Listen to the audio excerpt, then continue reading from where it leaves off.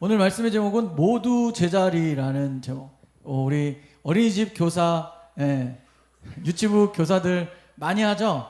뭐예요? 모두 제자리 하면 떠오르는 노래. 모두 제자리. 이거죠. 네. 자, 그 모두 제자리라는 제목으로 말씀을 짧고 굵고 깊이 있게 팍 나눌 테니까 집중해서 잘 들어주시면 감사하겠습니다. 시대 흐름에 따라서 이전과는 다른 방식으로 영화나 드라마가 제작됩니다. 옛날 이야기이지만 보고 싶은 드라마 방송 시간을 놓치면 옛날에는 재방송하는 시간을 기다렸어요. 이게 언제 재방송하는지는 주로 그 신문에 재방송하는 날 뭐 이렇게 시간들이 적혀 있었던 것들을 찾아서 보곤 했습니다. 그래서 내가 너무 보고 싶은 방송인데 놓치면 그 재방송 시간에 미리 가서 앉아 있어야만 다시 보기를, 요즘 말로 하면 다시 보기를 할 수 있었어요. 그래서 옛날 프로그램들 여러분 들어보면 옛날에 뭐 시청률 50%였다 이런 얘기들 있잖아요.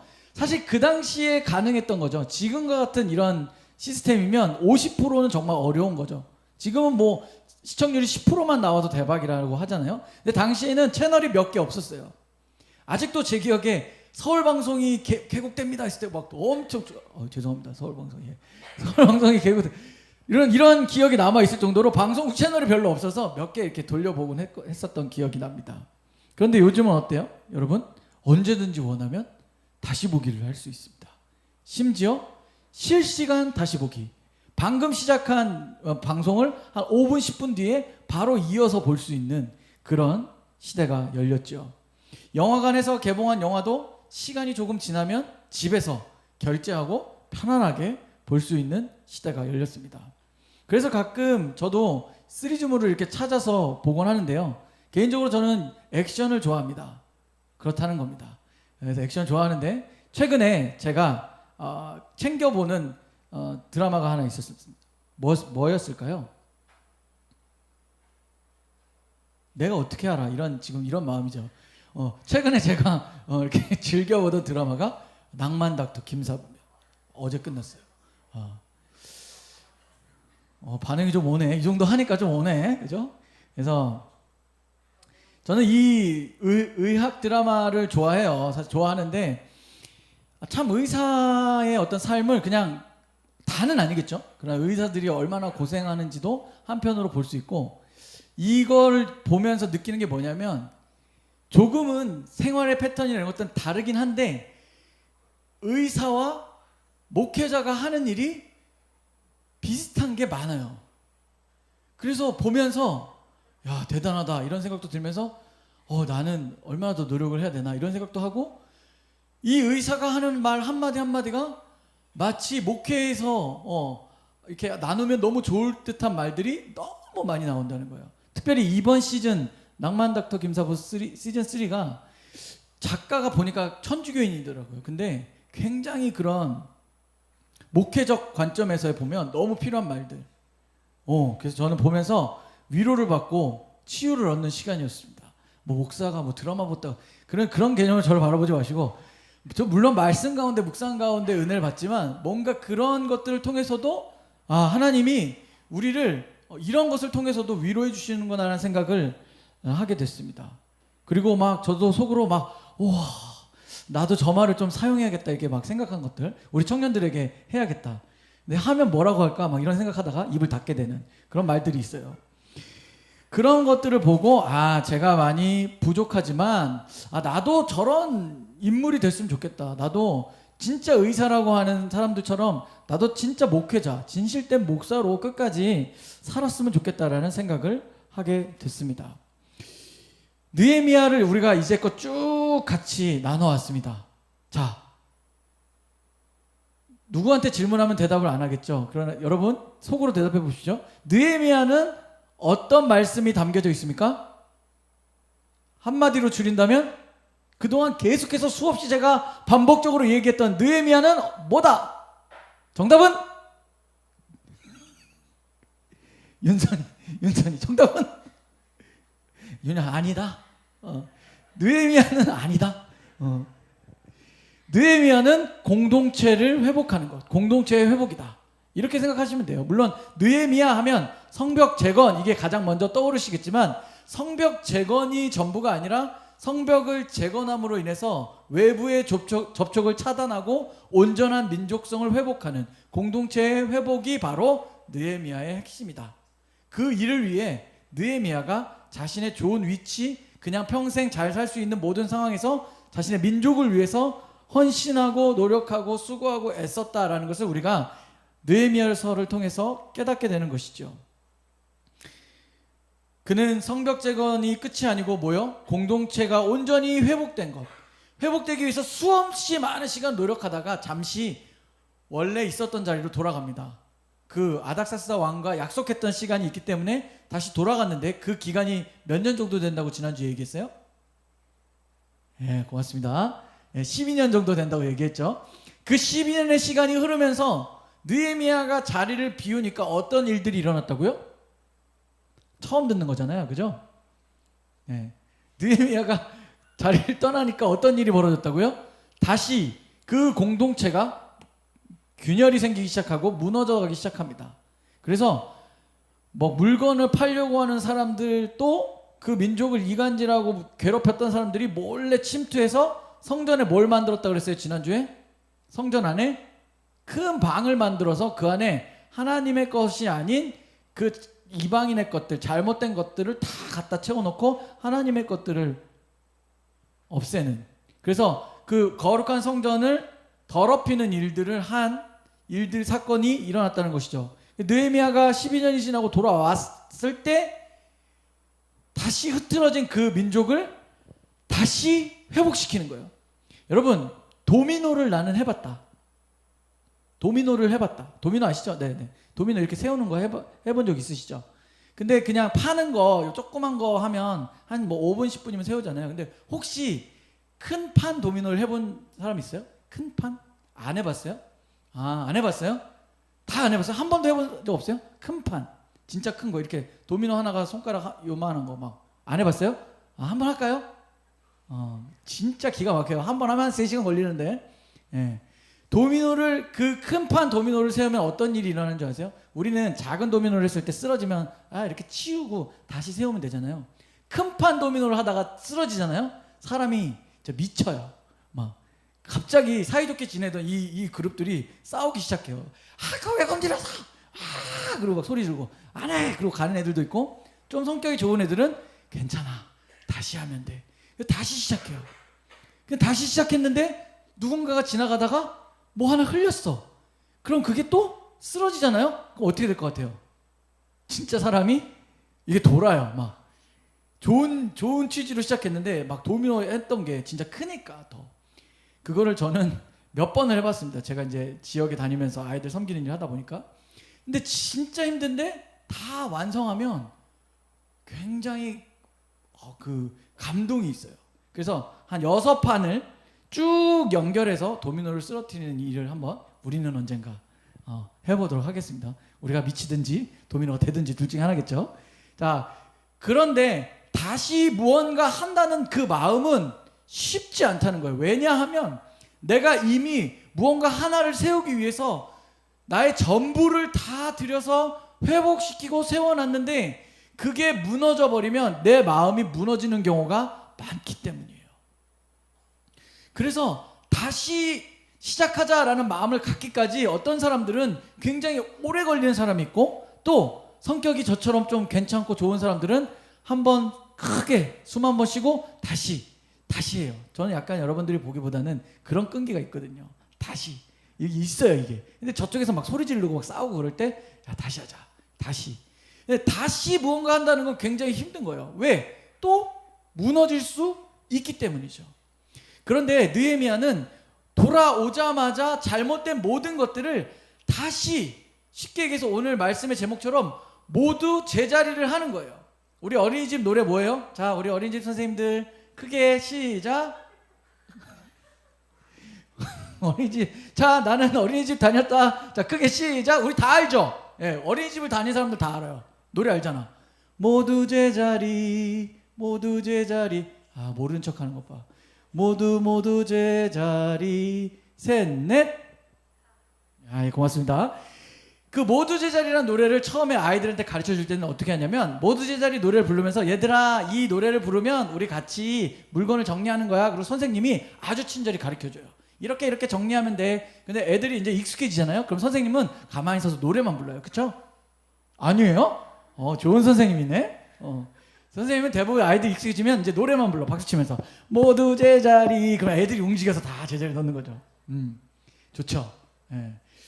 그런데 느헤미야가 이 모두 제자리와 같은 마음으로 다시 정리를 시작한다는 것이죠. 이게 이제 느헤미야의 마지막 장.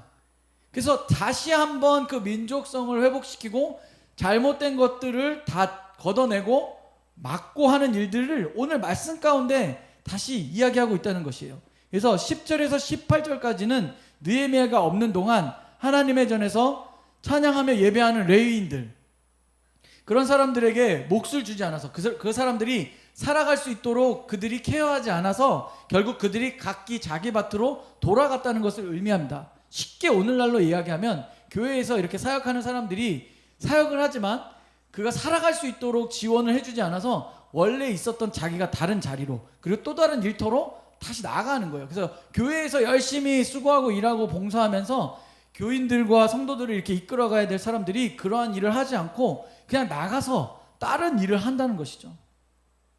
그런데 느헤미야가 그 사람들을 다시 제자리로 다 불러들이는 거예요. 그런 사람들을 다시 성전 안으로 불러들여서 자신의 종들뿐만 아니라 이 사람들로 하여금 성전을 지키는 일과 또 회복하는 것, 오늘날로 따지면 예배를 회복하는 일을 다시 시작합니다. 그래서 오늘 여러분들이 읽은 19절에서 21절의 말씀을 우리가 다시 한번 읽도록 할 텐데, 이 말씀을 새기면서 한번 다시 읽도록 하겠습니다.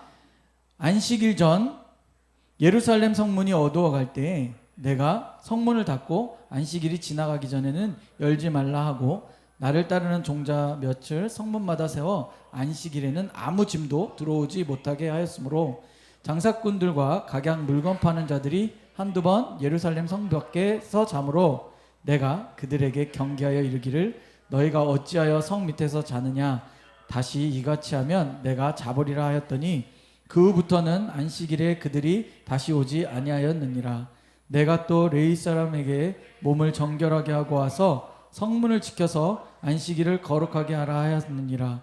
내 하나님이여 나를 위하여 이 일도 기억하시옵고 주의 크신 은혜대로 나를 아끼시옵소서. 아멘.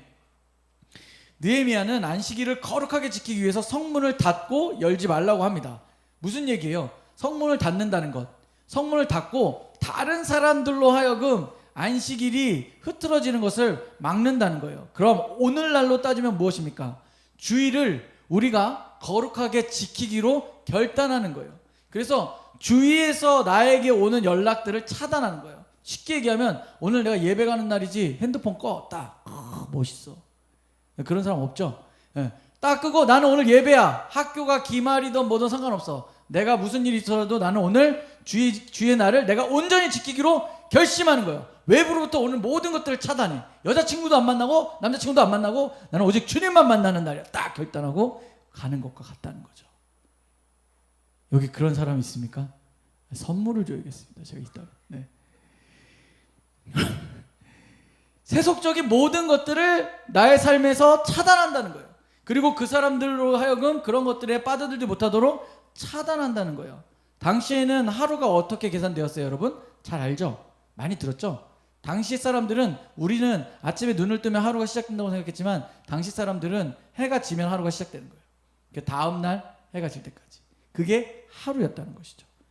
그래서 그 문을 지키게 해서 그 사람들로 하여금 그 하루를, 안식일을, 오늘날로 따지면 예배의 날을, 주일을, 하루를 온전히 지키게 하는데, 단순히 그냥 지키라고 명하는 게 아니라 성문을 다 지키는 거예요. 그래서 은밀하게 거래되는 모든 것들을 막았지만 은밀하게 거래되고 있는 것까지 완벽하게 차단하기 위해서 느헤미야가 레위인들을 부르고 자신의 종들을 세워서 안식일을 거룩하게 지키도록 한다는 것입니다.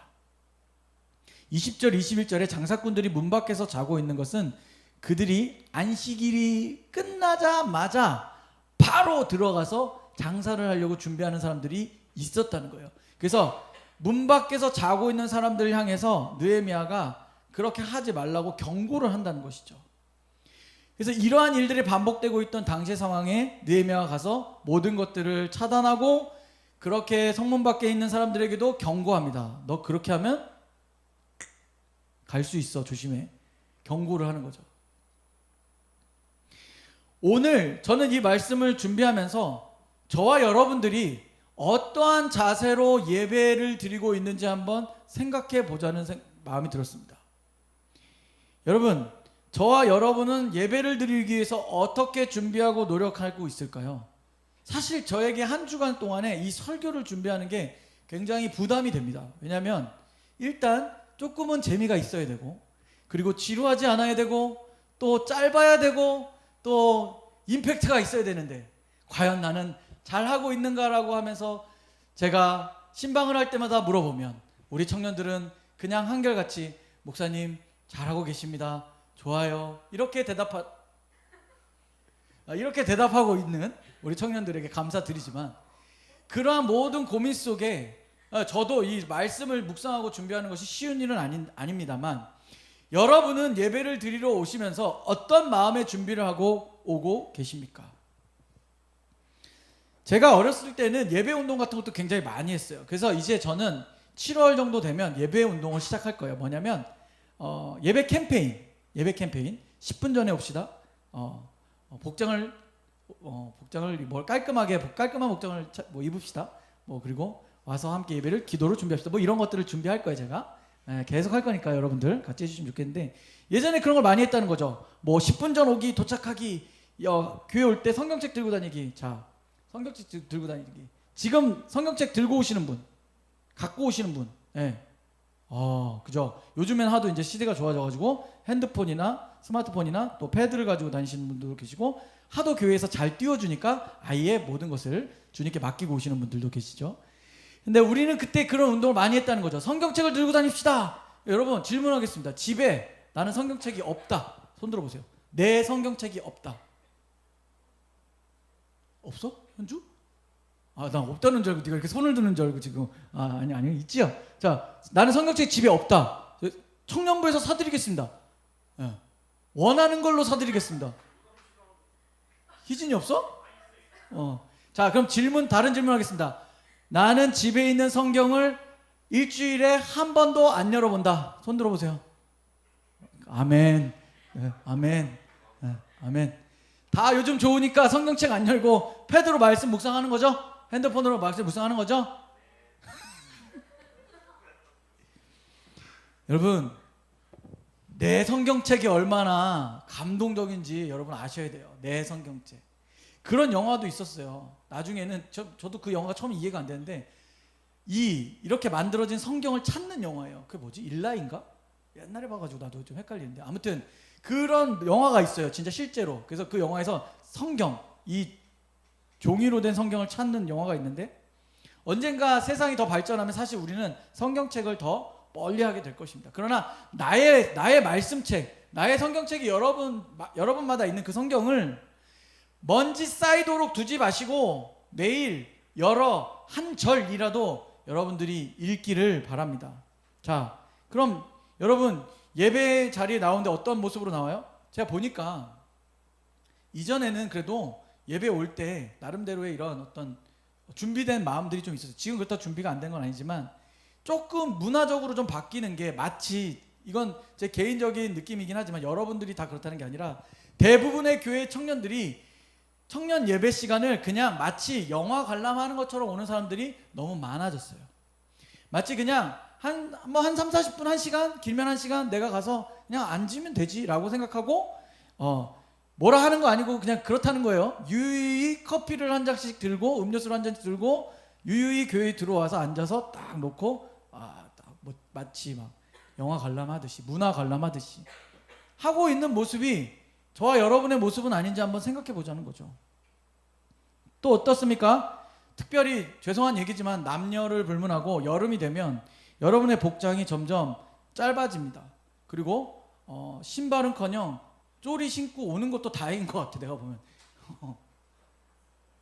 그럴 정도로 뭔가 예배에 나올 때 나의 그냥 편리함을 가지고 나오는 모습이 저와 여러분 안에 없는지 한번 생각해 보자는 거죠. 그렇다면 다른 말로 제가 여러분들 앞에 설교를 하는데, 제가 전에도 얘기했을 거예요. 나시티 입고 쪼리 신고 반바지 입고 설교하면 돼요, 안 돼요? 상상만 해도 지금 막 돼요, 안 돼요? 된다고? 개인적으로 한번 나중에 신방 예배 때 그렇게 나가겠습니다, 제가. 우리는 무언가 목회자라면 달라야지라는 생각이 있지만, 목회자나 여러분이나 하나님 앞에 함께 예배자로 나가는 것은 다르지 않다는 거예요. 우리가 예배자로 나갈 때 하나님을 만날 준비를 제대로 하지 않고 나가는 것은 마치 여러분들이 면접을 보러 가는데 쪼리 신고 반바지 입고 나시티 입고 가는 사람 있어요? 없단 말이죠. 면접 보러 갈 때 그렇게 가는 사람이 어디 있어요?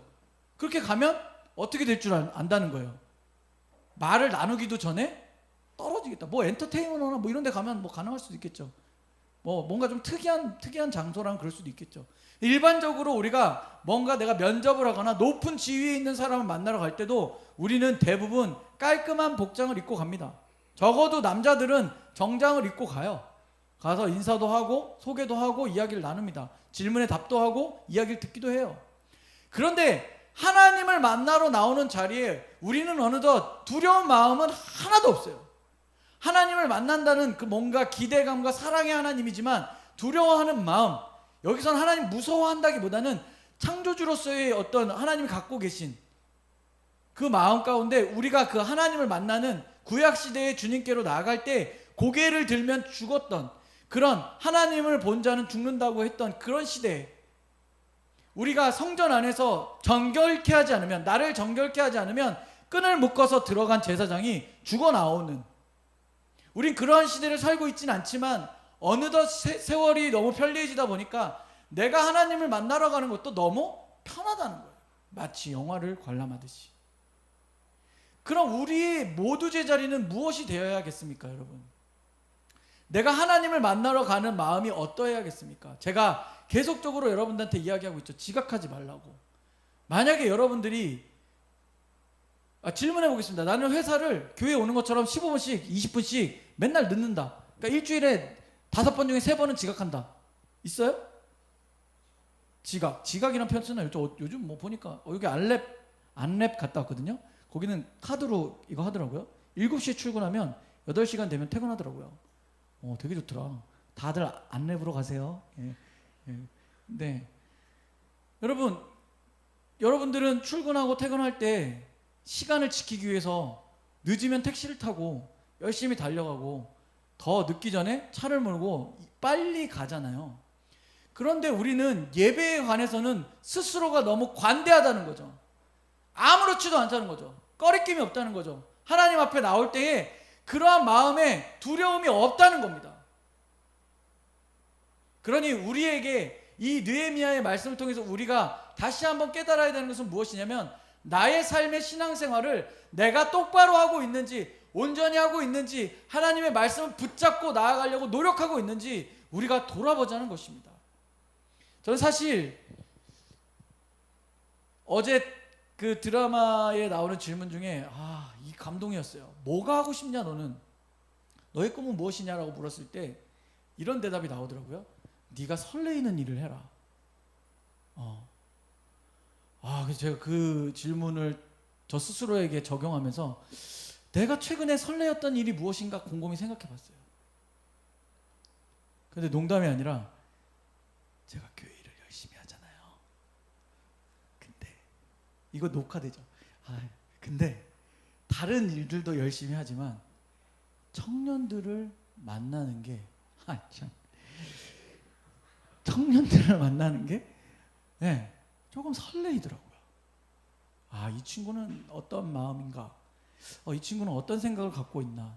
또 이 친구들은 뭐 때문에 힘들어할까? 라는 그 설레임이 있는 것. 저희가 원래는 목회를 그렇게 길게 안 하려고 했어요. 저는 원래 문화사역자니까 이제 목회를 어느 정도 경험하고 다시 원래 하던 찬양사역을 계속적으로 꾸준히 활동하면 좋겠다는 생각이 솔직히 제 안에 많이 있었는데, 지금 여러분들 때문에 조금 바뀌어가고 있습니다. 이게 문제가 심각한데, 목회적인 관점을 키워가고 있는데, 그 질문 앞에 여러분의 예배는 과연 설레이십니까? 아니면 에휴, 그냥 오늘도 1시간 잘 버티다 가야지 라는 마음으로 나아오고 계십니까? 예배를 온전하게 회복하는 것, 나의 마음속에 어지럽고 정리되지 않은 것들, 그러한 마음들이 정리되어져야 된다는 것이죠.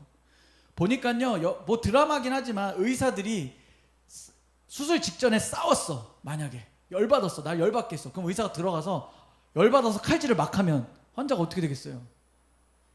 환자가 바로 죽겠죠. 보니까 진짜 의사들 그렇게 했어요. 막 열받더라도 들어가기 전에 자기 나름대로의 이 냉정함을 유지하기 위한 그런 과정들이 분명히 있는 것 같아요. 그 냉정함 속에 환자를 아무런 다른 잡생각을 하지 않고 치료하는 데 집중해서 그들이 칼을 잡는 것처럼, 내 마음의 요동치는 정말 수없이 많은 일들이 내 가운데 있을지라도 내가 예배의 자리에 나올 때 그 모든 마음들이 이 예배의 문 앞에서 다 내려놓을 수 있는 그런 우리의 삶이 되어야 되지 않겠습니까? 자신의 종들뿐만 아니라 예배자로서 직무를 수행하는 레위인들을 다시 불러서 그들을 어떻게 했냐? 마지막 절에 우리가 읽은 것처럼 그들을 정결케 하는 거예요. 몸을 깨끗게 합니다. 옷을 깨끗한 걸 입히고 정결케 한다는 것이죠. 그것을 통해서 느헤미야가 원한 것은 겉만 깨끗한 것이 아니라 그 속이 깨끗해짐을 바라는 마음으로 몸과 마음을 정결케 한다는 것을 겉으로 표현하는 거예요. 그래서 우리가 하나님 앞에 나올 때에 내 몸과 마음을 정결케 하는 것이 무엇인지 여러분들이 깊이 묵상해 보시기 바랍니다.